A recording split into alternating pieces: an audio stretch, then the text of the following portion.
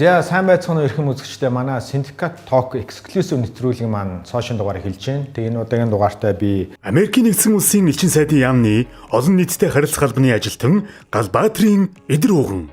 Тэрээр Монгол улсад Америкийн засгийн газрын санхүүжилттэй хэрэгждэг богино хугацааны тэтгэлэгт хөтөлбөр болон Америкт төгсөгчдийг хариуцсан ажилдаг. Америкийн нэгдсэн улсын элчин сайдын яамны олон нийтэд харилцах албаны ажилтан Эдэр ууганыг урьж оролцуулж байна. Урилга хүлээж авч хүрэлцсэн танд маш их баярлалаа. Намайг урьж нэвтрүүлэгтээ оруулаад маш их баярлалаа.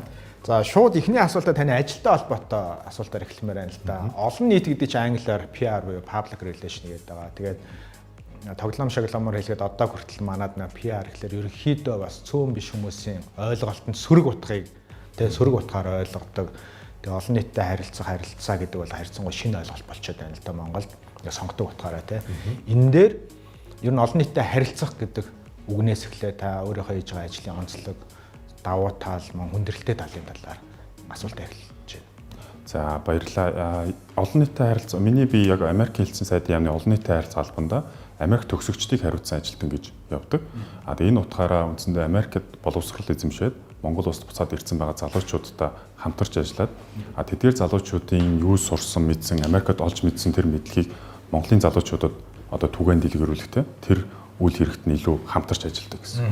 Тэр утгаараа олон нийтэд зориулсан мэдээлэл хүргэх, олон нийтэд зориулсан одоо ямар нэгэн арга хэмжээ зохион байгуулах, дээрээс нь одоо яг чип дээр ингэж ярьж байгаа шиг олон нийтэд зориулсан хэрэгтэй мэдээллийг яг сураад ирсэн залуучуудаар нь одоо өөрсдөө нь яриулах иймэрхүү ажлуудыг маш хийдэг. Тэгээд энэ ажлыг хийж явах хүрээнд олон нийтийн ажил, ялангуяа олон нийт рүү чиглэсэн үйл ажиллагаа хийхэд өөрийнхөө яг ямар мессежийг зөв хүндээ яаж түгээх вэ гэдэг дээр нэлээд анхаарч одоо ажилладаг гэх үү. Тэр утгаараа олон нийт бол зарим тохиолдолд маш эмзэг. Одоо ямар мэдээллийг өгж байгаагаас хамаарат одоо тэр мэдээллийг таатаа хүлээж авах хүмүүс байна. Таатаа хүлээж авахгүй бас нэг хэсэг байдаг. Бас нөгөө талаараа маш хүчтэй байдаг. Тэр утгаараа одоо миний хийж байгаа ажлын хамгийн одоо онцлог нь гэх юм бол илүү одоо Монгол улсад хэрэгжүүлж байгаа боловсрол соёлын хөтөлбөрүүдийг Монгол улсын өнцөг болон бүрт ажиллаж амьдарч байгаа сурч боловсрож байгаа залуучуудад яг тэгш хүртээмжтэй байдлаа хүргэхээр илүү чиглэж ажилладаг гэсэн. Яг бодож төлөвлөснөөрөө төлөвлөсөн хэмжээгээр ажиллаж чадж байгаа юу? Чадж байгаа. Нэгдүгээр хамгийн том сорилт юу байна? Хамгийн том сорилт нь боловсролын магадгүй ялгаатай байдал одоо Улаанбаатар хот дох сурагчийн боловсрол хөдөө орон нутаг дох амьдарч байгаа сурагчийн одоо боловсрол гэхээс илүү мэдээлэл хүлээж авч байгаа ялгаатай байдал бол жоохон томоохон сорилт болдог. Тэр үүднээс Америкийн элчин сайдын яамнаас жил болгон хөдөө орон нутгууд руу төгсөгчдөө дагуулад мөн дээрээс нь Америкаас Монгол улсад ирж ажиллаж амьдардаг багш нартайгаа дагуулад яг Америкийн боловсролын талаар мэдээллийг одоо хүргэдэг тийм хөдөө орон нутгуудаар явдаг одоо үйл ажиллагаа зохион байгуулдаг л да. Тэгээ энэний хүрээнд одоо ажилд орсноос хойш Монгол улсын 21 аймгаар ямар ч хэсэн ороод тэнд байгаа бүх сурагчид, оюутан залуучууд болон сурагчдтай уулзаад ийм мэдээлэл байдгаа гэдгийг бас хүргэж явсан тийм ба. Нууц иш бол өөрөө чинь Америк элчин сайдын яамд ажилд орсон түүх юм бол өмнө нь яг ямар ажил хэрэг бас боловсролын чиглэлээр ажиллаж байсан юм уу тийм. Би нисхийн инженер мэргэжилтэй. Нисхийн инженер. Тийм нисхийн инженер мэргэжилтэй жоохон өөр юм хийгээд явж байгаа. Хөвсгөл аймагт төрж өссөн. Тэндээ 10 жилээ төгсөөд нисхийн инженерийн чиглэлээр шүтээсэн тийм. Одоо шинжлэх ухааны технологийн сургуулийн механик инженерийн анги гэж байдаг. Тэнд нисэх техникийн механикч гэдэг одоо нисгэлтэй холбоотой нэг анги байдаг. Тэнд үндсэндээ сургуулаа төгссөн.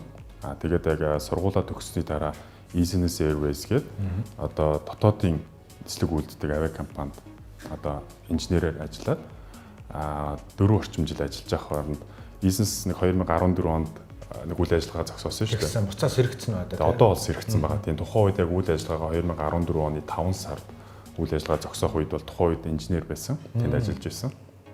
Тэгээ нисхийн салбарын онцлог гэдэг утгаараа биднэрт юу болох гэж байгааг мэддэхгүй байжгаад яг өглөө нь ажилдаа ирсэн чинь үдээс хойш нь бизнес маань зогсож байгаа. Үйл ажиллагаа зогсоож байгаа. Тэгээд мэдээж одоо шаардлагатай бүх нөхөн төлбөрүүдийг өгнө. Тэгтээ яг үйл ажиллагаа өнөөдрөөс хойш ингээд аюулгүй байдлыг гэдэг үүднээсээ бид нэр одоо ингээд шуушаа. Тийм та одоо ингээд бичиг баримтаа хураалгах нүгээд бид нар чинь тусгай хамгаалалттай газар байдаг учраас тэгж орж ирсэн. Тэгээд үндсэндээ яг нисхийн инженерийн чиглэл юм. Нисхийн маань одоо яг карьер тэр үед яг яахаа мэдэхгүй болоод нэг тийм шоконд орж исэн. Өмнө нь би оюутан байхдаа 3 дугаар курсын оюутан байхдаа Америкийн засгийн газрын тэтгэлэгтэй богино хугацааны яг англи хэлний сургалтын тийм тэтгэлэг төлбөр зарлагдаад тэгээд анх Америк элчин сайдын яамны тэтгэлгээр 3 дугаар курсын оюутан байхдаа явж ирсэн. Зөв. Тийм 10 жил байхдаа нөө Орос англи хэл гэж үздэг сонголттой байлаа шүү дээ. Тэгээд тэр үед Орос хэл сонгоод явцсан байсан. Англи хэл сайн мэдэхгүй. Тэгээд их сургуульд ороод одоо нөө ABC-гээс эхэлж үзэж эхэлж байгаа.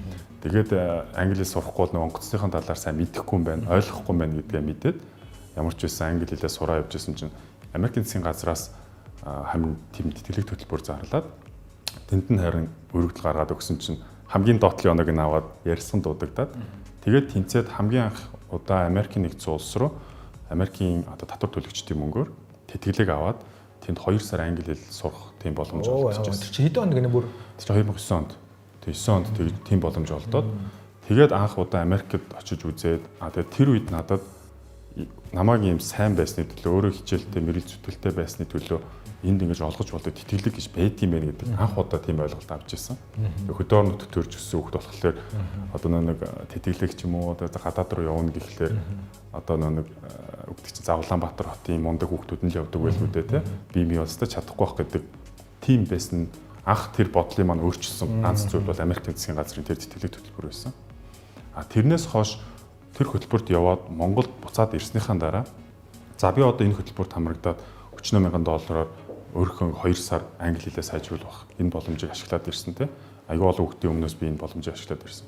Одоо би тэгвэл энэ боломжоо буцаад яаж олон хүнд бас түгээж болох вэ гэдэг тал дээр анх одоо буцаж ирснээс хойш сайн дурын ажил өөрийнхөө сурч мэдсэн ийм боломж байдаг гэдгийг ерөөдөө үеийнхэндээ таниулъя гэдэг үүднээс бол олон нийтийн ажлууд нэлээд хийж эхэлсэн л дээ. Тэрнийхэн хүрээнд бас Америкийн элчин сайдын яамнаас түрүү бид дурдсан олон нийтэд зориулсан хөдөө орнуудын аяллаа багт ажил хийдэг байхдаа сайн дураараа явдаг. Тийм, бизнест ажиллаад инженер байхдаа жилийнхаа амралтыг аваад амралтынхаа хоногийг ашиглаад сайн дурын ажил хийгээд элчин сайдын яамныхантаа үндсэндээ хөвсгөл сэлэн гэсэн аймагуудаар явж ирсэн.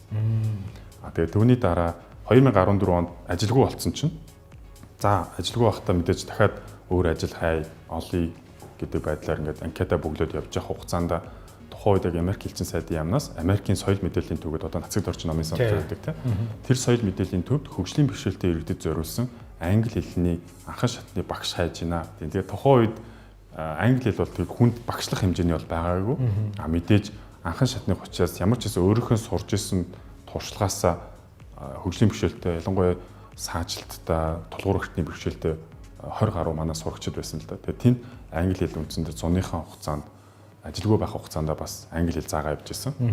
Тэгээд төр дудалгүй Америк элчин сайдын яам нь миний яг одоогийн Америк төгсөгчдийг хариуцсан ажилтан гэдэг ажлын байр зарлагдаад тэгээ харин тэнд өргөдөл гаргасан чинь тэнцээд тэгээд 2014 оноос хойш Америк элчин сайдын яамд одоо 12 сараас хойш ажиллаж байна. 6 жил ажиллаж байгаа юм тийм. Одоо энэ жил 6 дахь жилиг гарсан.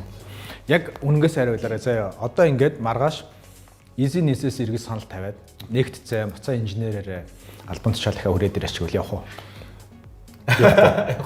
Явахгүй. Яагаад гэхэлэр би бизнес байхдаа би нисгэгч болох мөрөөдөлтөө. Баг бахын нэг одоо гэж малаа явж байхдаа тэ онгоц центр хараад тэндээс айгүйх сонин санагддаг байсан л да. Тэгээд нисгэгч болох үндсэн мөрөөдөлтөө байгаад Монголд нисгэгчийн анги байхгүй Америк руу явах жоох үнэтэй. Тэр утгаараа хамгийн ойрхон нисгийн инженер анги. Тэгээд нисгийн салбарт хамгийн ойрхон одоо өөрийнхөө мөрөөдөлтөөгөө одоо нэлээд ойрхон гэж үзээд одоо сургуулаа төгсөнгүүтээ бизнест бол аягүй сайн одоо өөрийнхөө байж болох өөрийнхөө дайчилж ажилладаг байсан л да. Үзсэн үү те ерөөхдөө. Үзчихсэн. Зүгээр яг мэдээж 4 жил гэдэг чинь богинохон шүү дээ. Нисгийн салбарт бол бид нисгийн салбарт ажилладаг хүмүүс тодорхой жил ажиллаад одоо эрхэн нэгдээд ингээд тэрийгээ дагаад ингээд удах тусмаа илүү нэг одоо чиний үнд цэнтийн төгсдөг тийм салбар. Гэхдээ нисгийн салбараас нэг ойлгосон юм нь аюулгүй байдлын дүрм журамтай ямиг аливаа ямиг дүрм журмын дагуу хийхгүй бол одоо нэг хүн одоо тэнд эндэж болдог гэдэг аюул том философийн дор ажиллаж исэн учраас тэр нь дараагийн ажил бас аюул дөхөм одоо ингээд ямиг ингээд ёс журмынхаа дагуу хийх ёстой гэдэг зүйлийг бас суулгаж исэн. Харин элчин сайдын яамд орсныхоо дараа би олон нийтийн өмнө гараад олон нийтэд ингэж мэдээлэл түгэх олон нийтэд харилцах энэ ажил магадгүй аюул сонирхолтой хүн байж магадгүй юм шиг байна. Тэгээ тэр утгаараа яг одоо миний хийж байгаа ажлын маань айгүй том хэсэг нь одоо Монгол улсын 21 аймгийн ахлах сургуулийн хүүхдүүдэд очиж уулз тэр хүүхдүүдэд ийм боломж байдаг. Би ингээ хөдөөнөөс орж ирээд өөрөө ингээд англи хэл хийж явж байгаад ийм боломж гараад ашиглаад ийм болж байна. Чи ч гэсэн ингэж болно гэдэг тэр мэдээллийг өг. Дээрэс нь Америкт боловсрол эзэмшээд ирсэн айгүй мундаг залуучуудтай тэр хүмүүсийн одоо тэр сурж боловсрсон тэр мэдлэгтэй хүмүүстэй ингээд хамт баг болоод ажиллана гэдэг бас өөрөө сонирхолтой. Тэгээд эцэндээ одоогийнхын хийж байгаа ажилд их сэтгэл хангалуун. Одоо яг өөрийгөө бас дахиад шинээр нээж байгаа гэж үзэж байгаа учраас тийм байна. Та айгүй чухал сэдвийг хүндчихэн л да ерөөхдөө боловсрал гэдэг те хийж байгаа ажил ч ерөөхдөө энэ чиглэл рүү ялгаа төвлөрт юм байна. Боловсролын тэгш бус байдлын талаар сүүлийн хүмүүс айгүй их ярьж эхэлж байна л да. Одоо жишээ нь хичээл орлоо шүү дээ өнөө маргаашгүй. Тэнгүүт нөгөө тэр Солонгосын жишээ бүх нөгөө хувийн сургууль, үнэтэй сургуулиудын бүгд ингэ өнгөө олголоо. Тэг яаж ерөөхдөө боловсролыг хөдөө орон нутаг гэлтгүү те чигэд хүртээх вэ гэдэг дэлхийд даяараа л нэлээд том асуудалтай байх шүү байна. Монголд би хувьдаа боловсролын ялгаас нэлээд байгаа гэж бодож байна. Ганцхан хөдөө орон нутаг гэлтгүү эмэгтэй, эрэгтэй гэл те хүүсээ харьцаа харахад тэгэхээр энэ дээр та хувийнхаа бодлыг хэлээч. Хэр энэ ялгаа хэр бодиттой байгаа гэж бодож байна. Энэ ялгааг арилгахын тулд хин юу хийх ёстой юм болоо? Мэдээж айгүй том салбар, том асуулт таны асууж байгаа асуулт. Мэдээж боловсролын салбарыг бүхэлд нь хэлэх юм бол одоо тэнд өсөж дэвжих сайжруулах айгүй том одоо орон зай байгаа гэж хардаг. Тэр утгаараа тэр орон зай дээр бажаа тоглолт хийж байгаа бас тоглогч нар маань бас нэг ар гэрийн байдлаас хамаарат ялгаатай хүрт хэмжээг бас авт юм шиг анзаарэгдсэн. Хамгийн сүүлийн жишээ гэх юм бол хөдөө орон нутгуудаар одоо ингээд одоо аялал хийгээд хөдөө орон нутгуудын оюутан залуучуудтай уулзаад явж байхад нэгдүгээр бараг 70-80 орчим хувь нь эмэгтэй. Манай эмэгтэйчүүд айгүй итгэвтэй байна. Та нар тэр ирж мэдээлэл авч байгаа. Хөвгүүд нэрэхгүй. Манай залуучууд хөвгүүд магадгүй завгүй байдаг бах. Одоо үүд чинь алдаа явдаг ч юм уу юм байдаг бах. Гэхдээ магадгүй сонирхолгүй бас байгаад байгаа юм шиг анзаарагддаг. Магадгүй өөр цагийг өнгөрөх өөр юм руу илүү цаг зарцуулдаг бах. Тэр утгаараа харах юм бол анх суурин одоо гэж ингээд хин өөрийгөө хөгжүүлэе гэж бодож ийн хин одоо өөрийгөө сайжруулъя ингээд тэмүүлэлтэй байгааг нь харахлаа бараг 80% эмэгтэйчүүд.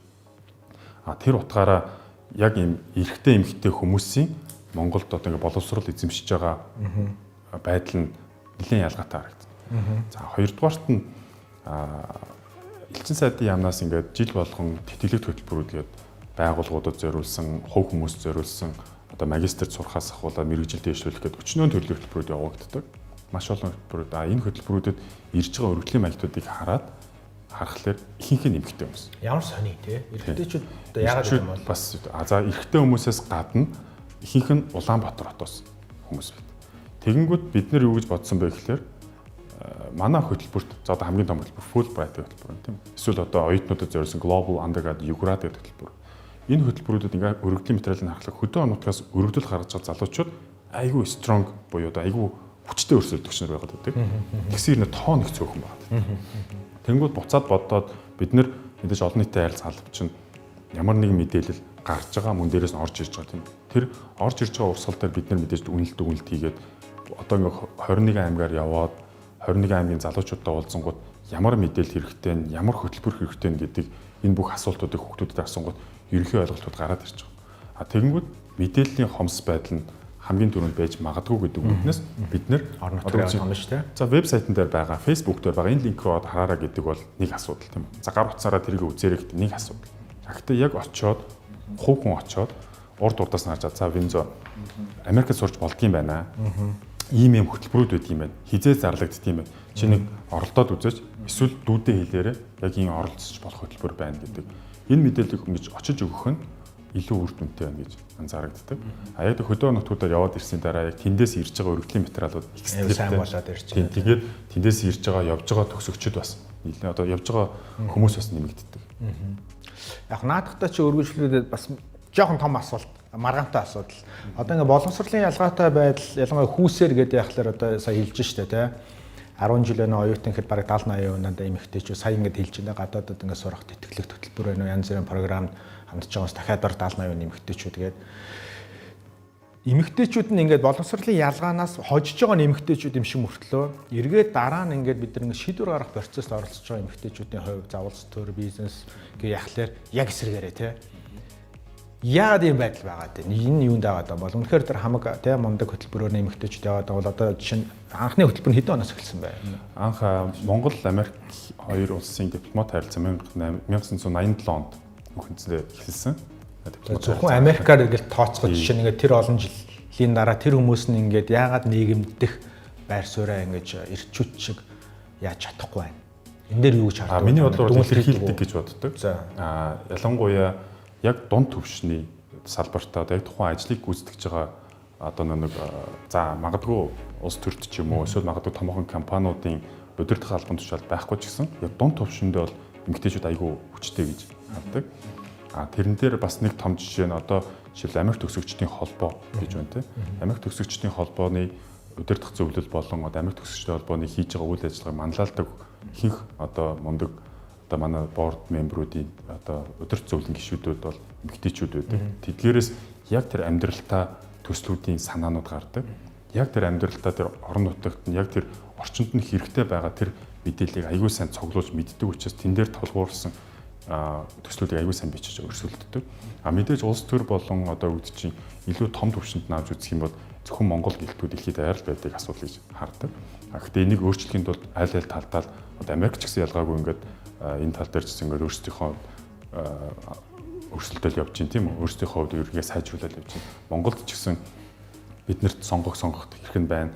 Тэр утгаараа би нэг эмэгтэй хүмүүс хэрхэн одоо өөрийгөө дээш нь гаргах уу? Өөрийгөө одоо олон таниулах уу гэдэг тал дээр ингээд сонголтууд нь байгаа учраас энэ ялгаагүй л өсөж байгаа процесс гэж харж байгаа. Гэхдээ дунд түвшинд бол маш сайн явж байгаа гэж үздэг. Юун дээр би хувьдаа ийм бодолтой байдаг байхгүй юу? Тоглоом шоглоом ч гэсэн ерөөхдөө хатуухан хэлэхэд манай Монголын одоо хөдөлмөр нийгмийн хамгааллын яамны ажлыг баг Солонгос элчин сайд тий тэрнээс илүү хийж байгаа юм шиг олон солонгосроо ажлын байраар хангаж байгаа гэрээт ажиллаж тэгээд боловсролын яамны ажлыг магадгүй Америк элчин сайдын яам илүү хийж байгаа юм шиг. Яагаад гэвэл та нар сая хэллээ та 80-аад оны сүүлээс эхлээд өчнөө хөтөлбөрөөр тий одоо миний митинглээр хэдэн мянган хүмүүс залуучууд явсан байх хэвээр. Тэгэхээр ямар хөтөлбөр байдیں۔ Тий урт богино хугацааны өнөөдрийг хүртэл эхэлснээс хойш хэдэн магадгүй сая доллар ч хүрсэн байж магадгүй хэдэн төгрөг ингээд энэ Монгол залуучуудад оюуны хөрөнгө оруулалт зарцуулаад байгаа юм гэдэг талаар мэдээлэл өгөөч. Монгол улсад Америкийн засгийн одоо Монгол Америкийн дипломат харилцаа тогтсноос хойш бол яг энэ солилцооны хөтөлбөрүүд маань нэг тодорхой нэг одоо манайхаар бол одоо майлстон буюу одоо нэг юм тодорхой цэгүүдээ бас хэмжигдэж өсөлтүүд маань ингээд хэмжигдээд явах боломжтой гэж хардаг. Цаг хугацаанууд харах юм бол анх 1987 онд хамгийн анхны одоо төрийн департаментийн тэтгэлгээр IVLB гэдэг хөтөлбөрт бол Монгол хүн явж ирсэн. Тэр нь ямар хүн байсан бэ? Нэрээс нэрийг бол яг одоо санахгүй байна. Гэхдээ ямар ч байсан тэгээ явж ирсэн. Тухайн үедээ бас яг Монголдо одоо opinion leader гэж явж ирсэн. Чи одоо баг соц үед гэсэн үг шүү дээ. Арчлаас өмнө биш шүү дээ. Арчлаас өмнө байхгүй тийм. Тэгээ тэрний дараа Монголд хамгийн том хөтөлбөр хэмээл Америкийн засгийн газрын тэтгэлэгтэй Fulbright хөтөлбөр бол нэгдэжсэн. Тэгээ хамгийн анхны Монголын одоо Fulbright-ийн хөтөлбөрөөр магистрт явсан чинь Harvard руу anthropology-гоор явж исэн хүн байдаг. Тийм бүр 1994 онд явж исэн баг шүү. Тэгээд тэрнээс хойш Америкийн засгийн газрын Fulbright тэтгэлэгт хөтөлбөр жил болгон 3-аас 4 Монгол залуучуудыг Америкт сурах магистрт сурах тэр боломжийг бол хангаж ирсэн. Fulbright зөвхөн магистр үү те? Fulbright бол зөвхөн магистр хөтөлбөр гэдэг. Тэгээд 2011 онд Монгол Улсын засгийн газар Fulbright хөтөлбөрийг бас хэрэгжүүлье, санхүүжүүлэгчээр нь оролцоо гэж шийдвэр гаргаад 2011 оноос хойш Монгол Улсын засгийн газар хамтарсан Fulbright гэдэг бас төрөл гарч ирээд тэгээ одоо Америкийн засгийн газрын санхүүжилтаа, Монголын засгийн газрын санхүүжилтаа гэдэг Fulbright хөтөлбөр маань жилд 2 удаа зарлагддаг.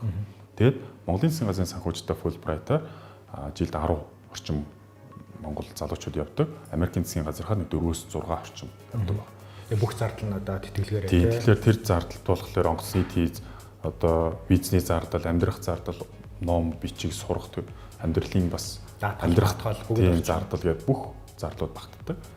Тэгээд анх түүнээс хойш 2011 онд одоо Монгол Улсын засгийн газар Fulbright-д орж ирсэн одоо ингээд явж байгаа хүмүүсийн тоол нэлээд өргөн болж байгаа юм.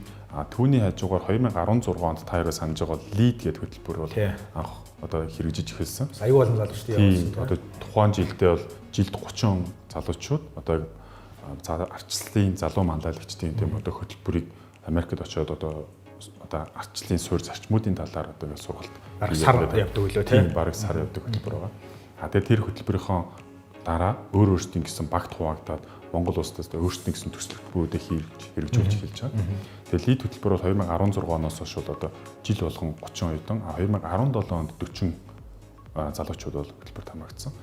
Ингээд түрүүн бид дурдчихсан нэг олон нийтийн харилцах албаны мал мэдээлэл маань буцаад орох урсгалтай гарах урсгалтай байдаг тийм мэдээлэл нь.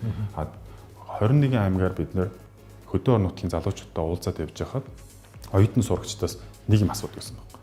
Бидний ярьдаг хөтөлбөрүүд за чи оюутан болоод ийм хөтөлбөрт явж болно. Сургуулаа төгсөний дараа магистр гээд оюутан багтаа за чи одоо global undergrad юград гэдэг нэг семестр Америкт сурчаад ирдэг хөтөлбөрт явж болно. Эсвэл төгснөхийн дараа чи Fulbright гэдэг магистр сурдаг хөтөлбөрт явж болно. Ажил хийдэг болсон багтаа Hubert Humphrey гээд мэргэжил дэвшүүлдэг хөтөлбөрт явж болно гэдэг ингээд багшийн ийм хөтөлбөр ингээд ярангууд ахлах ангийнхан зориулсан хөтөлбөр манад байдаг байсан байхгүй. Тэгэнгүүт нөө мэдээж бид нэр ахлах ангийн сурагчтай уулзж байгаа учраас нөгөө хүмүүс маань бид нэр ахлах ангийн сурагчтай одоо зориулсан хөтөлбөр байж болдгоо мó гэдэг асуултууд аюул хэрдэг байсан.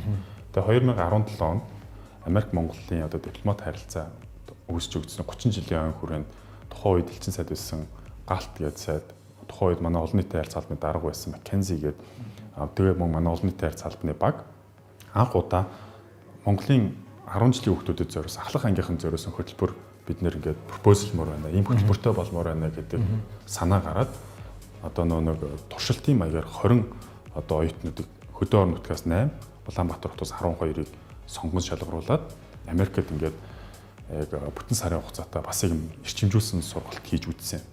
Тэгсэн чинь хамгийн мундаг манай Монгол сурагч нар тэр хөтөлбөрт аягүй сайн үр дүн гаргаад конгрессийн гишүүдтэй уулзах боломж олддог байхгүй хөтөлбөрийн дараа мөнгө шийддэг хүмүүстэй очиж уулзаад яагаад энэ хөтөлбөрт биднэрт ийм чухал байсан энэ хөтөлбөрт би одоо хамрагдсанаар юу юуг ойлгож байгаа одоо энэ намайг яаж өөрчилж байгаагаа ингээд аягүй сайн тэр хүмүүст ингээд ойлгуулж чадаад тэгээд тэрнээс хойш одоо жилд 20 оюутан 20 ахлах ангийн сурагч Flex гэдэг хөтөлбөр Монгол улс тэр Flex хөтөлбөрийн одоо жагсаалтад ороод одоо Flex хөтөлбөрөөр жилд 20 оюутан явж байна. Тэгэхээр энэ одоо өөрөө бас Монголын боловсролын салбарт дээрээс нь ирээдүйд оруулж байгаа аюул том хөрөнгө оруулалтууд нэг гэж ерөөхдөө би бол үздэг. Бакалавр болон PhD төвшөнд тэтгэлэг байдаг уу? Бакалаврт байгаа. PhD төвшөнд бол одоохондоо байхгүй. Нийт тоог та чижээрээ хэлж чадах уу? Хөтөлбөр эхэлснээс хойш ер нь хэдэн ам долларын санхүүжилтээр хэдэн хүнийг сургаад байгаа вэ? Нийт 3000 орчим үндсэндээ хүн Монгол улсаас одоо Америкийн засгийн газрын тэтгэлэгтэй хөтөлбөрт нэг 20 орчим сая долларын хөрөнгө оруулалт хийгдсэн байна. Одоо бүр эхэлснээс хойш хэдэн жил хугацаанд гэсэн үг юм ч доо? 33 жил. 33 жилийн хугацаа ойролцоогоор тийм. Бас асар их хөрөнгө оруулалт хийсэн байна тий. Тий, одоогоор бол сүүлийн байдлаар тоовол тиймэрхүү байна. За энэ дундаас нь би одоо нөгөө хөтлөгч хүний хувьд бас ингээд олон нийт ч гэсэн асуухыг сонирхож иж магадгүй. Сайн болон муу одоо жишээг гарсан уу гэж асуумаар байна л да. Жишээ нь одоо харьцангуй гайг болж иж магадгүй. Нэг 10 20 жилийн өмнө чинь ингээд ямар нэгэн аргаар ялангуяа Америк яваал яаж иж байгаа л нэг үлдчихдэг тийм нэг зовлонтой асуудал байдаг шээ харлаад тий. Тийм тохиолдлууд гарч ирсэн нөө. Нөгөө талаасаа бүр хөтөлбөрөө үлгэр жишээ хийж ирээд Монголдо ингээд мундаг том тийм амжилт гаргаж байгаа тийм кейс юу байна. Тэгээ ер нь хөтөлбөрийн ерөнхий шалгуур нь яг ямар байт юм бол? Хөтөлбөрийн за шалгуураас нь эхлэе тий. Хөтөлбөрийн шалгуур ямар хөтөлбөр гэдгээс хамаарат өөр шалгууруудтай байгаа. Мэдээж тухайн тэр хөтөлбөрт зориулагдсан тэр шалгуурыг чи өөрөө хангаж гинүү гэдгээ хамгийн түрүүнд шалгах нь бол зөв. Сайн муу гэдэг жишээн дээр ярих юм бол сайн жишээнээс нь гарсан хамгийн том үр дүн бол одоо манай Flex гэдэг програм байна. Тэр мундаг хүүхдүүд маань тэнд очиод өөрсдийгөө ойлгуулад тэгснээрээ буцаад тэр чинь байнгын санхүүжилттэй одоо хөтөлбөр бүхэл бүтэн хөтөлбөрийг Монгол улсад аваад ирж байгаа. Мэдээж зарим нэг тохиолдолд очиж хөтөлбөрт оролцож байгаа хүмүүс маань тухайн хөтөлбөрийн дүрм журмыг дагахгүй ямар нэгэн байдлаар одоо дүрм журмаа зөрчөөд эсвэл одоо анх хэлсэн ярьсан юмнасаа одоо эргэж буцах тохиолдлуудад илүү нэг яг хөтөлбөрт оролцож байгаа дараа жилийн одоо сонгон шалгуулалтуудаар аягүй их мэдэгддэг л дээ. Жишээлх юм бол зарим нэг тохиолдолд бид нэр ингээд тухайн хөтөлбөрийн оролцогч маань одоо дүрм зурмаа зөрчсөн гэсэн тохиолдол гарах юм бол тэр хөтөлбөрт магадгүй дараа жил нь цөөхөн тооны хүн явах жишээ. Цаанаас нь шууд хязгаарлалт шүү дээ. Одоо ийм асуудлууд гардаг учраас энийг одоо ингээд цөөхөн тооны ингээд харж үзье ч юм уу тиймэрхүү байдлуудаас ажиглагддаг л да. Тэгэхээр нэг Монгол хүмүүс чинь тэнд очиод ялгаагүй Монгол улсаа төлөөлөөд Монгол улсын бүгд элчин сайдууд болоод явдаг. Тэгээ тэр хүмүүс тэр төрийн департаментын хөтөлбөрүүдэд хэр хамрагдахаас дараагийн олон одоо залуучуудад олгох тэр боломжууд нь ингээд нэгдэх, хомигдох хоёр дээшээ доошоо явж байдаг. Тэгээ тэр утгаараа одоо харьцангуй бид нар бас нэг явж байгаа хүн болгондоо тэр талаар сайн ойлгуулж хэлхийг хичээдэг. Тэр утгаараа манай хөтөлбөр тамагч хүмүүс их сайн ойлгож амжилттай хөтөлбөрөд босгодог байгаа. Хамгийн хүнд кейсийг хэлж болох уу? Нууцоо. Тэгээ хамгийн хүнд кейс гэдэг одоо би ч ажилд орсон цагаас хойш юу яаж байгаа учраас нэг тэрнээс хойш гэдэг айхтар хүнд тэгээд чи ингээд бүр ингээд амар том асуудал үүссэн гэсэн асуудал байхгүй. Яг хоо зөв эрүүл мэндтэй холбоотой ганц үе шүү дээ боцох юм бол угаасаа байх асуудлууд одоо тусдаар бол нэг тийм амар хүнд бол асуудал байхгүй.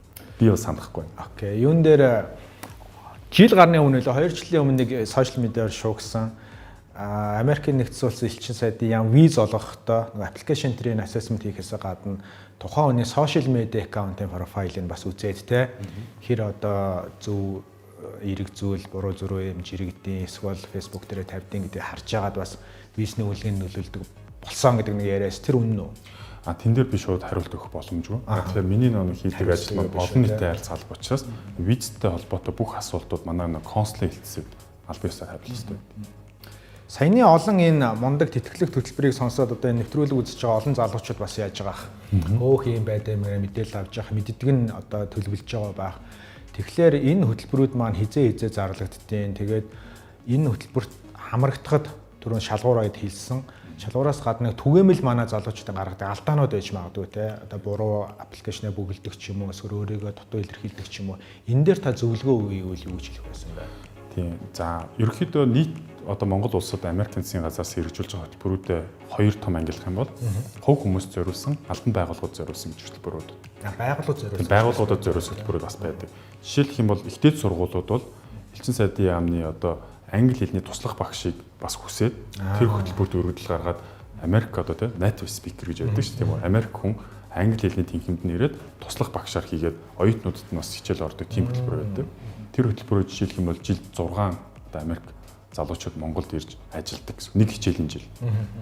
Дээрээс нь албан байгууллагуудын хувьд одоо жишээ нь төрийн бус байгууллагууд яг өөрсдийнхөө тухайн тэр салбарынхаа мэрэгжилтэн урьж авчрах боломжтой хөтөлбөр бас байдаг. Мэрэгжилтэн өөрсдөө явах биш. Өөрсдөө явах биш тийм. Одоо жишээлх юм бол одоо өөрөөх одоо би нэг NGO-тэй байлаа гэхэд манай NGO дээр яг энэ хүний эрхийн талаар аюул мундаг мэрэгжилтэн хэрэгтэй байгаа ажилчдаа би сургах шаардлагатай юм бол 10 хүн явуулах нэг зардал нэг хүн ирэх бас өөр зардал шүү. Тэгэхээр тийм мэрэгжилтэн урьж авчрах бас тийм боломжтой хөтөлбөр байдаг. Тэгэхээр бас зөвхөн хувь хүн гэлтгүй байгууллагуудад бас зориулсан хөтөлбөрүүд бас манай дээр нэлээд олон байдаг. Хувь хүнд зориулсан хөтөлбөрүүд маань бол одоо ахлах ангийн сурагчдад зориулсан флекс гэдэг хөтөлбөр. Одоо 9 сард элсэлтэд авч эхлэж байна. Одоо эхлэж байгаа. Яг одоо ингээд эхлэж байгаа.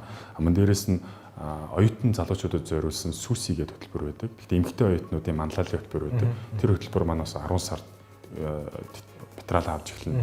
Global Undergrad Ugrad гэдэг яг сурж байгаа чиглэлээр Америкийн ихтэй сургууль очоод нэг семестр суралцаад буцаад ирэх боломжтой хөтөлбөр байгаа. Бас нэг сарын 1-нд хөтөлбөрийнх нь дуусдаг. Тэгээд түүний дараа одоо багш нарт зориулсан хөтөлбөр мөн Fulbright гэдэг хөтөлбөрүүд маань 1-2 сараас магистрийн хөтөлбөрүүд маань материал аваад эхэлждэг байна. IVLP буюу нөгөө International Visa Leadership Program хийзээ. Тэгээ IVLP-ийн хувьд болохоор яг шууд зарлагддаг. Тэр чинь байнгын явж байдаг байхгүй. Хаалттай маягийн хөтөлбөр илүү те цаанаас аплай хийхээс илүү. Үгүй хаалттай гэхээс илүү IVLP хувь хүнд зориулсан хөтөлбөр байгаа юм. Аман дээрээс нь албан байгууллагуудад зориулсан хоёр төрлөөр явдаг. Тэгэнгүүт албан байгууллагууд жишээлх юм бол одоо Бат Solution те одоо манай дээр хүсэлт гаргаад за бид нэр ингээд энэ чиглэлээр ийм хөтөлбөр Америкийн энэ хэсгүүдийг үзгээд иймэрхүү байдлаар бид нэр бас ойлголттой болмоор байна гэх юм бол IVLP on demand буюу одоо хэрэгцээнд суурилсан IVLP гэдэг группээрээ бас манад хүсэлтээ гаргах боломжтой.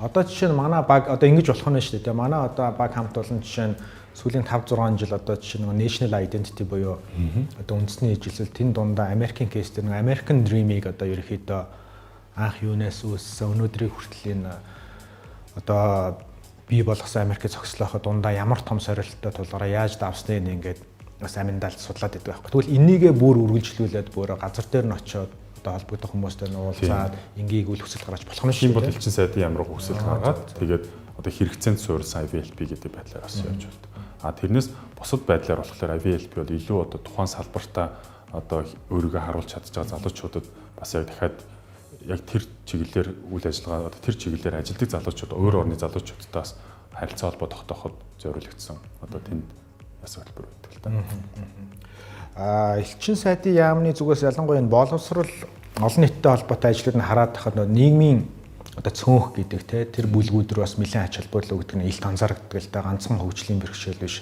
толгуур эрхтнээ биш те. Бүх төрлийн хөгжлийн бэрхшээл, за нэг LBG-д дээрэс нь ингээд орон нутгийн те хязгаар газар байгаа залуучууд зориулсан ингээд одоо ягаад энэ бүхнийг одоо Америкийн татвар төлөгчдийн мөнгийг өрөөрэн хийгээд идэв. Та нарын бодлого яг юу гэдэг юм бол мэдээж баяртай байгаа л да. Гэхдээ би нэг яагаад гэдэг шалтгааны ингээд үргэлжлээ 5-10 жилийн дараа энэ бодлого нь өөрчлөлтөд дуусах гэдэг нөө эсвэл дахиад дараагийн 20-30 жил яг энэ чиглэлээ доктортой бариад явах уу?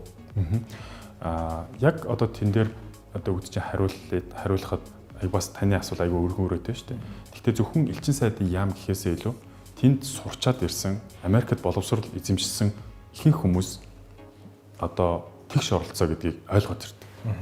Тэнд очиод одоо сурж яхад нь одоо ангийнх нь хүн төвчний одоо тулгуур эрхтний бэрхшээлтэй ч гэсэн чөлөөтэй ангиар орж гараад хамт одоо ханг аут хийгээд хамт ингээд үзэл бодлоо илэрхийлээд хамтдаа ингээд одоо гадуур мадуур кино энэ төр үзээд яваад иж болоод идэв. Бүх аксесс нь байгаад идэв. Хамт автобусны цунгаа хичээлээр яваад иж болоод идэв. Харааны бэрхшээлтэй хүн тэнд хамт шалгалт өгөөд өрсөлдөөд өөртөө дээр нь ноороо мэтгэлцээд ингээд одоо бичих хэсэний уралдаанд оролцоод ингээд яваад идэв. Тийм сонсголын бэрхшээлтэй хүмүүс нь тэнд одоо үгдэж өөрийгөө илэрхийлэх тэр бүх одоо ижил төвшөнд өрсөлдөх мэдээлэл олж авах тэр боломжуудыг байдаг гэдгийг хараад ирдэг. Тэр утгаараа Америкч өөрөө яг тэн дээр айгүй том одоо жишээ болж одоо бусад хүмүүсийг үлгэрлж үзүүлж тэнд сурчаад ирсэн залуучууд тэнд очиод үзсэн залуучууд буцаж ирэхдээ яг л тийм сэтгхүүтэй болоод хүрээд ирдэг. Тэрийг Америк төгсөгчдийн холбоогоор дамжуулаад манай төсөл болгооч ингэж тийм өөрсдийнхөө олж харсан мэдээллийг дахиад Монголд яагаад юм байж болохгүй гэдэг талаас айгүй ханддаг. Одоо жишээлх юм бол МАСА гэдэг Америк төгсөгчдийн холбоо маань 2007 онд анх байгуулагдсан. Тухайн үед байгуулагдсан удирдах зөвлөлийн гишүүд маань 13 он хүртэл манай тэр МАСАгийн бордын ихэнх хийжсэн төслүүд хөгжлийн бэрхшээлтэй иргэдэд зориулсан тэгш оролцоотой тэгш бус байдлыг арилгахын төлөө аюул олон төслүүдийг хэрэгжүүлж байсан. Үүний нэг жишээ одоо бид чадна гэх төрийн бас байгууллагууд тийм тэр төрийн бас байгууллагын тийм нотгонд байх чинь тийм тэр төслийг бол анх МАСАгийн залуучууд төсөл бичээд төрийн департаментын төгсгөжийнхөө офис руу тэр төслөө явуулаад тэгээд тэндээсээ санхүүжилт аваад анх тэр бид нэр төрийн бус байгууллагатай байх хэрэгтэй байна. Яг энэ хөгжлийн бэрхшээлтэй иргэдэд зориулсан ийм үйл ажиллагаа явуулдаг байгууллага байх хэрэгтэй байна гэдэг үүднээс анх байгуулж ирсэн. Тэгвэл МАСАгаас угшилтаа тийм МАСАгаас угшилтаа гэсэн. Аман дээрэс нь анх удаа одоо Монгол улсад ирэхэд Try Asia гэдэг аюул том одоо Азийн орнуудын төгсөгч нарыг авчираад яг энэ хөгжлийн бэрхшээлтэй иргэдийн дуу хоолойг нийгэм түгээе гэдэг аюул том бас кампайн ажил бас зохион байгуулж ирсэн.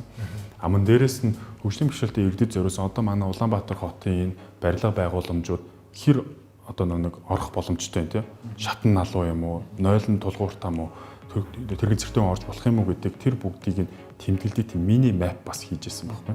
Тэгэхээр гэрээсээ гарах гэж би хаашаа явж чадахгүй гэдгийг хатаж шалгацчих боломжтой тиймэрхүү хөтөлбөрүүдийг тэр хийж ирсэн. Тэгээ 2013 оноос хойш бол илүү одоо нэг сайн дурын ажил гэдэг яагаад гэвэл тэр болгоныг тэр хүмүүс бүгд сайн дурын үндсэн дээр хийж байгаа. Одоо Америк төгсөгчдийн холбооны үе үеийн удирдах зөвлөлийн гишүүд өөрийнхөө бүтэн цагийн ажилдаа амьдралтаа тэрнийхээ хажуугаар сайн дураараа өөрийнхөө сурч мэдсэн юмыг нийгмээ сайжруулахын төлөө сайн дураараа хийж байгаа.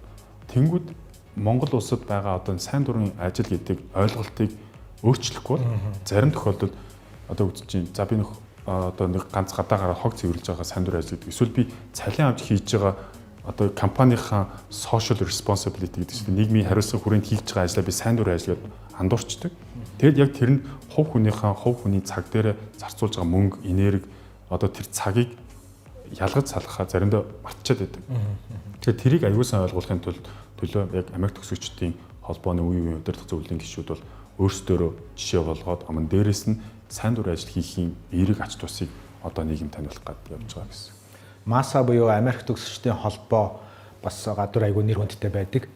Тэгээ бас бусад улсуудын төгсөгчдийн холбоо бас жоохон атаархаад те яаж массаж шиг ингэж болох уу гэдэг айгүйх одоо ярьд юм байлээ. Ялангуяа бас би бас найзуудтайгаа уулзаад явчихаа. Тэгэхээр та бүхний юм итвэхтэй те ингээд юм тасралтгүй ажиллаж чадаад ялангуяа саяны ярьдаг тэр хүмүүсийг сайн дурын ажил волонтеризм гэдгийг утгыг нь жинхэнэ утгаараа ажиллаж чадж байгаа одоо нууцны юм байна. Яг нууц гэхээсээ илүү системийг аягүй сайн бүрдүүлсэн байж магадгүй. Одоо миний албан тушаал олон нийтийн харилцаа албанд Америк төгсөгчдийг хариуцсан ажилтан гэдэг. Тэнгүүд дэлхийд байгаа бүх элчин сайдын яамдуудад яг над шиг ажил хийдэг хүмүүс байдаг. Бүтэн цагийн ажил юм биш үү? Full time зориулсан тийм. Гэхдээ мэдээж миний нэг ажлын үргийн маань ихэнх хувь масаад буюу одоо массаж хэлтгүүл лида, флекса гэдэг одоо сүүлийн үед нэмэгдэж байна тийм. Төгсөгчдөө хариуцж ажиллана. Дээрээс нь тодорхой хөтөлбөрүүдэд хариуцаад ажилладаг гэсэн. Тэгэхдээ яг алумни координатор гэдэг энэ позишн бол байдаг. Тэгэнгүүт төрийн департаментийн боловсрол соёлын товчоо гэж байдаг. Тэрний доор төгсөгчийн офис гэж байдаг. Алумни офис гэдэг. Тэр алумни офис нь дэлхийд даяар байгаа одоо олон элчин сайдын яамдуудад байгаа төгсөгч нарын хариуцсан ажилтнуудтайгаа шууд ажилладаг гэдэг нь надтай гэсэн үг. Тэр офисоос жил болгон төгсөгч нартай зориулсан Alumni Engagement Innovation Fund гэдэг $25,000 хүртэлх санхүүжилт авах боломжтой төслийн уралдааныг жил болгон зарладаг байгаа. Тэгэнгүүт чи сураад ирлээ. Монголд одоо Америкаас өөрийнхөө сурах боловсрох юм аваад ирсэн. Одоо юу их вэ гэгэнгүүт чамайг үндсэндээ 3 юмар хангаж байна. Нэгдүгээрт нь чамайг network-ор ч яана. Нөгөө саяны global network. Тийм global network-ор чинь одоо үүдсэн. За би чамаас чи юм мэдгүй чи энэ одоо тэ тал дээр таньдаг хүнтэй мэ намайг холбоодог гэдэг network-ор ч холбоно. Хоёрдугаарт хэвээ шаардлагатай санхүүгээрч бас холбож болдог. Гэдэг нь $25,000 гэдэг чинь бага мөнгө биш шүү дээ. Тэгээ хэрвээ чи дэрэг зөвхөн Монгол улсдаа биш бас бүс нутагтаа хийх юм бол $40,000 хүртэл авах боломжтой байдаг. Түүний дараа чамайг элчин сайдын яамнаас чинь хүн бас одоо Америкийн төв, Америкийн соёл мэдээллийн төв гэдэг нь байр саваараа бас хангах тэр үйл ажиллагаа хийдэг. Тэгээ мэдээж хоорондоо холбоотой байх үүднээс төгсөгчд нь одоо төгсөгчдийг хариуцсан ажилтангаараа бас дамжуулаад тэр бүх үйл ажиллагааг ерөөхдөө удирдах явдаг гэсэн. Тэгэхээр мэдээж тим систем нь аягүй сайн тогтцсон байна. Хоёрдугаарт нь сураад ирж байгаа залуучуудаа одоо ямар чухал вэ гэдгийг бас ойлгуулсан байдгийн байна. Америкийн боловсролын магадгүй системд энд байдаг байх гэж. Төрийн департамент бол нэлээд том ач холбогдол өгд юм байна те энэ дээрээ. Тийм мэдээж тэнд маш одоо үгүй Америкт сураад ирсэн яг тэр сайн дурын ажлыг ойлгосон тэр орчныг мэдсэн буцаад одоо Монголдо ирээд тэрийг хэрэгжүүлэх нь одоо бидний сонгон шалгаруулж байгаа тэр энэ хөтөлбөртөө сонгон шалгаруулах гэж байгаа. Яг л тийм хүмүүсийг хайдаг учраас чи буцаж ирээд хэн байх вэ гэдэг хамгийн том асуулт байдаг. Зөвхөн өөртөө ихээсээ илүү чи яаж нийгэмдээ оролцоотой хүн байх вэ гэдгийг илүү хардаг тийм л байна. Тэгэхээр энэ бүх одоо гоё тэтгэлэгт урт болон богино хугацааны тэтгэлэг төлбөрүүдэд одоо шалгарах үндсэн шалгуур нь чи ганцхан онц сурдаг байх албагүй ганцхан мэрэгжилтэй компанидаа мундаг байх ерөөсөө биш те нийгэмдээ эргээч сайн дурын ажил те төрийн бос байгууллагын юугаар дамжаад хийдэг ямар юм хийдэм бэ гэдэг нь өөр айгүй том бас шалгуур байна те одоо чиний оролцоо хэр вэ гэдэг айгүй чухал нийгэмд одоо энийг сайжруулахад чи яаж оролцож байгаа тэрийг яаж илэрхийлж байгаа ч айгүй чухал мэдээж би оролцож гин гэдээ буруу аргаар оролцоод байвал бас болохгүй шүү дээ тийм үү тэгэхээр тэрийг айгүй сайн тайлбарлах нь чухал байдаг. Тэгээ түрүүний нэг ихний асуултууд дээр өмнөх асуултан дээр нь хариулж амжаагүй гаргадаг алдаа гэж хэлсэн шүү дээ. Ялангуяа нэг хөтөлбөр төсөл одоо манай тэтгэлэг хөтөлбөрүүдэд өргөдөл гаргаж байгаа залуучуудын хамгийн том гаргадаг алдаа нь яг юу шаардсан бэ гэдэг дээр нэг ач холбогдол заримдаа өгөхгүй юм санагдаад байдаг. Тэгээд илүү материал одоо үгүй чинь хэрэггүй илүү материал их өгдөг. Аман дээрээс нь зарим тохиолдолд би нэг өмнө нь гадаадд сурцсан юм чи одоо TOEFL-ийн оноо хэрэггүй байх гэдэг нэм өөрөө таамаглаад дутуу материалаас өгч тохиолдод гараад байдаг. Тэгээд элчин сайдын яамд орсноос хойш 2014 оноос хойш би сар болгон одоо Америк төгсөгч нартай хэрхэн одоо өөрөө тэнцсэн бэ? Энэ хөтөлбөрт яаж тэнцсэн, яадгийн гэдэг энэ ярилцлагыг паблик одоо коронавигоос өмнө хийдэг байлаа л да тийм. Тэгэхэд бараг 100 гаруй хүнтэй ингээд ярилцлага хийж байхад тэн дотор нэг дурддагдаад байгаа нэг юм байна. Нэгдүгээр эрт ихэл гэдэг нэг асуудал. Хоёрдугаар нэг удаа тэнцэхгүй гэж болно, хоёр тэнцэхгүй гэж болно, гурав тэнцэхгүй гэж болно. Зарим тохиолдолд Fulbright-д 7 ч удаа өгөөд тэнцсэн хүн бас байдаг. 7 жил дараалал. 7 жил дараалаад гэсэн үг. Тэгэхээр энэ хөтөлбөр маань жил болгон зарлагддаг учраас чи яг өөрийгөө яаж бэлдэх систем чинь аюу ойлгомжтой байдаг.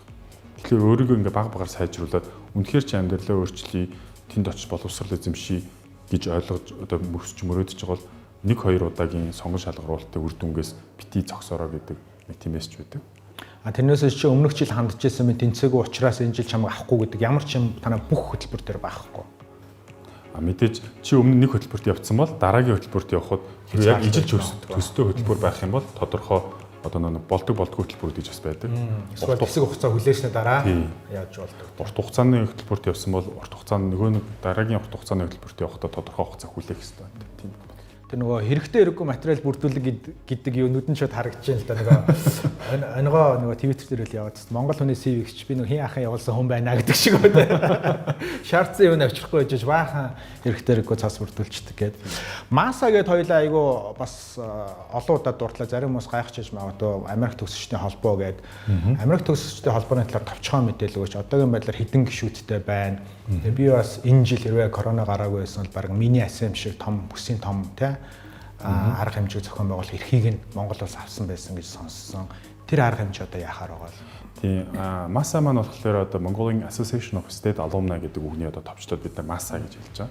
Тэгээ Masa-гийн хувьд 2007 онд Fulbright, Humphrey, IVLP гэдэг хөтөлбөрийн төгсөгчнөр нийлээд за төрийн департаментын хөтөлбөрөөр яваад ирсэн хүмүүсийн холбоо байгуулъя гэдэг зөвхөн тэгтээ нэг тэтгэлэг хөтөлбөрөөр яваад ирсэн хүмүүс орох боломжтой тийм холбоо анх нэгдэжсэн. Тэгээд энэ маань бол 2013 онд өөрчлөгдөд Америкт сурсан хүн болгон энэ холбоонд бас элсэж болдог, үйл ажиллагаанд нь оролцож болдог байя гэдэг бас санаа гараад тэгээд дэмжигдээд 2013 оноос хойш үндсэндээ Америкт сурсан хүн болгон энэ холбоод элсэх боломж нь нэгдээд эхэлж байгаа гэсэн. Энэ холбоо нь хийж байгаа гол үүрэг одоо гол зорилго нь Монгол улсад чи өөрхөн сурч мэдсэн зүйлэл эргээр түгээх аль болох олон хүнд дахиад дараагийн боломжийг олгоход тулгуурлаж. Тэгээ энэ холбоонд байгаа гишүүд, энэ холбооны удирдах зүйлийн гишүүд бүгд сайн дурын үндсэн дээр нэгж төгрөгийн цалин авахгүйгээр одоо энэ Монгол улсад 2007 оноос хойш баг 18 орчим томоохон төслүүдээр 300 мянган долларын төслийг хэрэгжүүлээд явж байгаа. Санаачлаад фандаа аваад хэрэгжүүлээд ингээд явж байгаа тийм гэсэн. Тэгээд энэ нь өөрөө одоо жишээлбэл түрүүн хэлсэн шүү дээ Alumni Engagement Innovation Fund гэдэг хөтөлбөр байдаг гэдэг санхүүжилт байдаг гэдэг. Энэ нь жишээлбэл өнгөрсөн жил гэхэд 1000 гаруй төсөл дэлхийн бүх орноор өрсөлдөж байгаа. 60 орчим төсөл шалгардаг. 2011 оноос хойш Masa-гийн гишүүд жил болгон төсөл авч байгаа юм дээс. Тэр манайх аюу сайн байна. Сайн авдаг гэсэн үг. Тэгээ одоо жишээлбэл манайх ч нэг Азийн орнуудад аюух өрсөлддөг. Монголоос ирж байгаа жишээлбэл энэ жилийн хувьд төслүүдийн уралдаанд 20 гаруй төсөл Монголын одоо төгсөгчнөр ингээд өөр өөрсдийнхоороо ингээд өгч байгаа байхгүй. Тэгэхээр тэр 20 гэдэг тоо өөрөө яг тэр Азтаа бол айгүй өндөр идэвхтэй байна.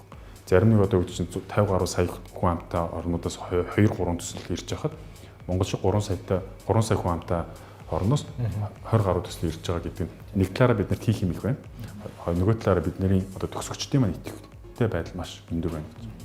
Энэ байдлыг төрийн департаментаас бас олж хараад тэгээд мөн Америк төгсөгчдийн холбооны хийж байгаа үйл ажиллагаа цар хүрээ бас яг зүүн өмнөд Азтаа төдийгүй одоо ингээд зарим нэг орнуудад одоо тэргуун туршлага сайн туршлага болж явж байгаа. Тэрний хүрээнд анх одоо удаа Монгол улсад зүүн өмнөд одоо Индо Пасификийн одоо тэр бүсийн одоо төгсөгчдийн холбооны удирдах зөвлөлийн гишүүдийн чуулган гэж Монгол зохион байгуулахаар одоо нэлээд өндөр санхүүжилттэй өнгөрсөн жил бид нар батлуулсан. Уул нь бол одоо тэр чуулганаа сая 6 сард хийх хэрэгтэй байсан бол одоо цаг үеийн байдлаас болоо бид нэр жоохон хойшлуулж байна. Гэхдээ энэ санхүүжилтийг авч байгаа биднэрт итгэл хөдөлгөөд ирж байгаа нь үе үеийн манай Америк төгсөгчдийн холбооны удирдах зөвлөлийн гишүүд хэр мундаг байсан өөрсдөө ингээд аягүй сайн одоо мундаг чаддаг гэдгийг харуулсныг бас нэг илэрхийлээд тэгээ мөн 2016 оноос хойш лид төгсөгчд маань нийлээд 2018 оноос хойш лид төгсөгчдийн холбоо гэж байгуулагдаад тэгээд хүч нэмээд илүү бас идэвхтэй оролцоод ингээд энэ хоёр төгсөгчийн чинь холбоо дээрэс нь одоо манайх 2017 оноос эхлээд Flex гэдэг хөтөлбөр маань 10 жил ахлах ангийн хүүхдүүд ихтэй айгүй сайн бас нийгэмд эерэг өөрчлөлт авчих жижиг төслүүдийг хийдэг. Тэгээ энэ ийм хоорондоо холбоотой сайн тэгээ нийгэмд ингээ нэг шууд одоо үр дүн гаргаад байгаа тийм мэдээллүүдийг төслүүдийг хийгээд байгаа болохоор энд нь сайн туршлагыг бусад орнынхонтойгоо хуваалцъя гэдэг тийм одоо үүднээс тэр санхүүжилт бол орсон байгаа юм. тэгээд эх жил хийх байхаа гэж найдаж. Одоо ойролцоогоор хэдэн улсын хэдэн хүн ирэхээр байгаа бол Ойролцоогоор 24 орноос төгсөгчдийн холбоодуудын яг удирдах зөвлөлийн гишүүд юм уу эсвэл ерөнхийлөгчдийг бид нэр орохоор ихэд нэг 60 орчим хүнтэй арга хэмжээ хийхээр одоо мини assembly шүү дээ бараг тийм. Тэгээд мэдээж тэн дотор чинь ингээд яг Америк төгсөгчдийн холбооны удирдах зөвлөлийн гишүүд гэдэг чинь зүгээр яг одоо ажил хийгээд явахаасаа гадна илүү яг нэг тухайн нийгэмдээ өөрийнхөө бодол санаагаа илэрхийлдэг те одоо яг тухайн нийгмээ сайжруулахын төлөө үйл хэрэгтэн гар бие оролцдог хүмүүс байдаг учраас бас харилцаа холбоо талаас маш үр дүнтэй. Аман дээрээс нь энэ жил бидний бас нэг одоо гоё алдсан хуучтай сайн мэдээ гэх юм бол Америк төгсөгчдийн холбоо маань анх удаа одоо Education USA буюу Америкийн боловсролын зөвлөгөөний үйлчилгээд хийдэг тэр том төслийг одоо анх удаа төгсөгчийн холбоо нь аваад хэрэгжүүлж эхэлж байгаа. Тэгвэл яг тэнд сураад ирсэн залуучууд одоо албан ёсны сервис провайдер болж байна. Албан ёсны Америкт сурах боловсролыг одоо боловсролын зөвлөгөөгөө өгдөг тэр одоо үйл ажиллагааны албан ёсны төлөөлөгч бол албан ёсны хэрэгжүүлэгч байгуулах болоод эхэлж байна. Тэгэнгүүт одоо тэр нь өөрөө бас дэлхийд даяар төгсөгчнөр нийлэхээр ямар мундаг зөвлөгөөг уус өөрсдөө сураад ирсэн учраас бүх үйл явцыг мэдж байгаа, бүх алхмуудыг ойлгож байгаа учраас тэр хүмүүс чинь төгсөгчийнхөө одоо масса ч одоо 1200 гаруй гишүүнтэй. Тэгээ 1200 гаруй гишүүнийхэн тэр том одоо харилцаа холбоог ашиглаад тэр хүмүүсээрээ ингээд балаацтай маш олон үйл ажиллагаануудыг хийж байгаа. А тэгээд тэр утгаараа бас яг зүүн өмнөд Азийнхаа яг тэр боловсролын зөвлөгөө өгдөг тэр мэдээллийнхаа төвийн үйл ажиллагаагаа бас нэлээд өндөрт үнэлэгдээд одоо саяхан манай тэр боловсролын зөвлөгөө мэдээллийн зөвлөгч нар маань бас бусад орнуудад бас тийм тэргуун туршлага хуваалцах тийм лекцүүд дээр бас ороод явж байгаа юм байна. Оо зү. Баяр хүргэе. За манай нэвтрүүлгийн цаг маань дуусж байгаа маань. Тэгээд би сүүлийн асуултаа тань тавья. Сая ингээд аюу гоё гэгээлэг юмнууд ярихын соцоо бас та хүндрэлтэй сорилттой зүйлүүдийг ярьлаа. Тэнд нэг миний санаанд үлдсэн нэг 3 категори байна л да. Тэ. Эрэгтэйчүүдийн оролцоо аюу бага байна гэдэг дээр эрэгтэй хүний хувьд маш их одоо сэтгэл өвчин л да тий. Энэ хөтөлбөрүүдэд хандж байгаа мэдээлэл авахыг зорж байгаа тэнцэж байгаа нь ингээд баг 20-30% тал байна шүү дээ нийт 100 гэж үзэх юм бол тий. Дээрээс нь орон нутгийн ялангуяа залуучуудын хувьд яалтчгүй ингээд боловсролын ялгаа асар их байна. Ялангуяа хэлний боловсрол, тэгш оролцооны тий. Дээрээс нь одоо түрүүний хэлдэг нийгмийн ялгаатай бүлгүүд буюу тий хөгжлийн бэрхшээл болон ингээд тэр бүлэг байна л да. Тэгэхээр энэ 3 одоо онцлог бүлгийг тий улам дэмжиж ажиллах, тэдний оролцоог нэмэгдүүлэхин тулд та бүхний хийхээр төлөвлөж байгаа ажил байна. Тэр маш их сонирн байна. Одоо ингээд эмэгтэйчүүдийн айгүй хөтөлбөр байна шүү дээ, тий? Эмэгтэйчүүд зориулсан ямар хөтөлбөр гээд эрэгтэйчүүд зориулсан гээд бүр тусгай юм эхлүүлж болдгоо мó жишээ нь, тий? Мэдээж энэ бүх асуудал чинь ингээд одоо үгүй за би нэг хөтөлбөр эхлүүлмээр байна гэд одоо ингээд бичээл за хөтөлбөр эхлүүлье гэд бүх юм дээр ингээд алга эргүүлэхийн оронд шийдэгддэг асуудал биш л тий? Мэдээж тэр чинь судалгаатай байх хэвээр яагаад гэдэг шалтгаанууд аюу ойлгомжтой байх хэвээр. А тэрний тулд манай ирчүүд бас өөрсдөө аюу оролцоотой бид нэр ингээд ийм шаардлага байна гэдгийг илэрхийлэх одоо дуу хоолой гарах чухал. Яг түрүүний миний хэлсэн флекс гэдэг хөтөлбөрийг бид нэр Монголд авчрахын тулд туршилтын 20 одоо тийм оюутнуудыг авчингууд тэр хөтийн voice одоо Америкт очоод тэр конгрессийн гишүүдэд хүрж байгаа учраас буцаад тэр санхүүжилтийн шийдэгдээд Монголд ингээд ирж байгаа гэсэн. А тэгэнгүүт яг одоо бидний зүгээс зөвхөн ирчүүлчгэлтгүү одоо ингээд тодорхой одоо гэдэг чинь тодорхой одоо minority бүлгүүдэд зориулсан энэ хөтөлбөрүүд бол явдгаар л явна. А гэхдээ буцаад эсэргээр нөгөө талаас энэ хөтөлбөрүүдийн хэрэгцээ шаардлагын тэр дуу хоолой дахиад бас байх хэрэгтэй гэсэн. Тэгжээж энэ хоёр талтай одоо болж иж өнөхөөс хин нэг нь үгдсэн за чи тийм байна гэж чамайг дүгнээд чамд ийм хөтөлбөр хэрэгтэй гэж хэлэх бас нэг өөр. А надад ийм хөтөлбөр хэрэгтэй байна танад байна уу гэдэг бас нэг өөр болчихж байгаа. Тэгэхээр тэр утгаараа яг одоо хийж байгаа Америк төгсөгчдийн маань холбооны үйл ажиллагаа бидний хийж хөдөө орнуудад хэрэгжүүлж байгаа төсөл хөтөлбөрүүд маань мөн дээрээс нь одоо ингээд залуучуудад зориулсан одоо төсөл хөтөлбөрүүд маань бүгд хийшээ чиглээд явж байгаа гэсэн. Тэгэхээр энэ олон мэдээллийг одоо ямар суугаар хамгийн энгийнээр хамгийн хурднаар авах боломжтой вэ? Одоо ингээ магадгүй энэ ярилцлагыг үзсэн залуучууд хүмүүс ингээд за ийм олон мондо гоё хөтөлбөрүүд өгд юм байна. Эрэгтэйчүүд дуу хоолойгоо илэрхийлье гаргая гэх юм бол хаашаа хандаж хамгийн цогц мэдээллийг богино хугацаанд авах боломжтой бол хамгийн эхлээд элчин сайдын яны Facebook хуудсыг дагаараа сошиал медиа хуудсуудыг бүгдийг дагаад дээрээс нь тохиргоор руу нороо see first гэдэг тохиргоо хийж болно. Элчин сайдын яны сошиал медиа хуудсууд илүү бас нэлээд идэвхтэй цаг үеийн одоо бүх мэдээллүүдийг нэлээд цаг алдахгүйгээр бидний хүрхийг оролддог. Мэдээж вебсайтн дээр бол бүх мэдээллүүд, бүх хөтөлбөрийн маань талаарх мэдээлэл монгол, англи хэл дээр хоёр хэл дээр ингээд байж байгаа. Тэрээр цаг гаргаад тийшээ ороод үзэх юм бол сонирхох юм бол та бүхэн бүгдийг нь ороод үзэх боломжтой. Мөн дээрээс нь Америк төгсөгчдийн холбооны Facebook хуудас болон вебсайт байгаа. Лид төгсөгчдийн холбооны Facebook болон Facebook хуудас байгаа. Энэ болгонд та бүхэн ороод мэдээллүүдийг ингээд цаг гаргаад ингээд нэг нэгээр нэг уншаад үзээрэй. Тэгээ яг юунаас эхлэхээ хэрвээ мэдэхгүй бол хамгийн түрүүнд элчин сайдын яамны Facebook руу ороод элчин сайдын яамны вебсайт руу ороод соёлын солилцооны хөтөлбөрүүд гэдэг жагсаалт байна. Тэр жагсаалтыг ингээд харах юм бол таны одоо ажил амьдрал ямар төвшөнд явна те яг одоо сурагч байна уу, оюутан байна уу, дөнгөж ажиллаа эхэлж байна уу, магистр сурмаар байна уу, эсвэл ажилчин нэлээд олон жилийн газар ажилласан өгч юм байна те. Тэгээд тэндээсээ хамаарат за одоо би нэг өөрийгөө нэг сайжруулах хэрэгтэй гэж бодож гинүү те. Яг амьдралын айл төвшөнд байгаагаас хамаарат тэр бод төвшин болгон зориулагдсан хөтөлбөрүүд бас байж байгаа. Тэгээд тэр болгоныг хараад уншаад өөрийгөө бэлдэх юм бол боломжтой гэж.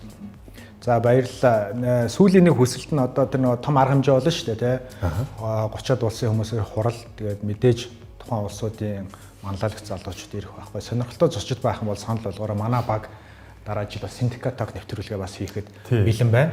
Тэгээд бас манай багийнхаас сонссон бах нөгөө төсөл бичээд Америк элчинлөө хандаад санхүүжилт спонсор аваад хэдүүлээ ингээд мэрэгжлээ дээшлүүлээд богино хугацааны юмгаар явж болох юм байна шүү дээ, тий. Хэдүүлээ нэг бөөнөр Америк явъя. За маш их баярлалаа. Үнэндээ ялангуяа Америкийн нэгдсэн улс явж сурах, мэрэгжлээ дээшлүүлэх урт богино хугацаанд сонирхож байгаа хүмүүст маш их хэрэгтэй мэдээлэл болсон болов уу гэж бодож байна. Тэгээд таны ажил амжилт хүсье. Маш их баярлалаа. Тэгээд намайг хөтөлбөртөө урьж оролцуулсан танд бас их баярлалаа. Баярлалаа.